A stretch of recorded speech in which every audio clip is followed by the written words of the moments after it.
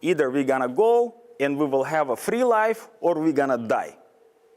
That's the decision they made. And it was that choice that compelled two men to cross the Bering Sea from Russia to the United States to avoid a war they didn't believe in.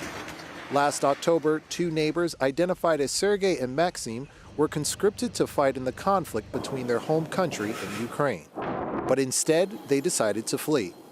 In a boat just 13 feet long, the two men braved storms and rough waters to travel around 300 miles from Exvekanot, Russia, eventually landing near Gamble, Alaska 5 days later. It is very brave. What they did is very brave because not many people can do that. The men's sponsor, Roman Minton, is originally from Ukraine and runs a church in Tacoma, helping people from Russia and Ukraine get settled in the U.S. When a Ukrainian pastor in Alaska reached out about Sergei and Maxim, Minton says he was more than willing to help. My hometown is fighting since 2014.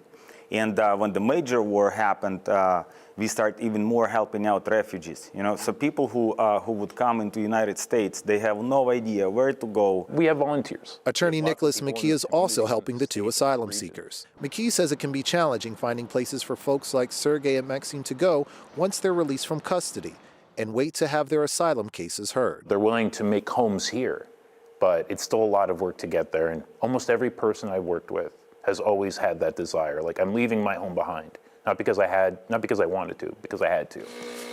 So having people like Minton offer assistance is a big help. Infinitely easier. McKee also says their story is all too common. Their story is unique because of the journey, their passion, their work to get here. And obviously because the world cares about the war in Ukraine. But at the same time, we can't lose focus on the fact that there are thousands of Sergeis and Maxims fleeing that persecution in various different parts of the world every day. Which is why Minton wants to let those looking for asylum know that if they make the choice to flee, there will be a place for them to go. Since I am Ukrainian, doesn't really matter what nationality they're from. If they have a need, we are here to help. Now, Minton and McKee tell me that both of the men are doing just fine and they are hoping to get jobs soon. And Sergei is saying that he's hoping that he can get his boat back. But for now, we're live in Tacoma. Lionel Donovan, King 5 News.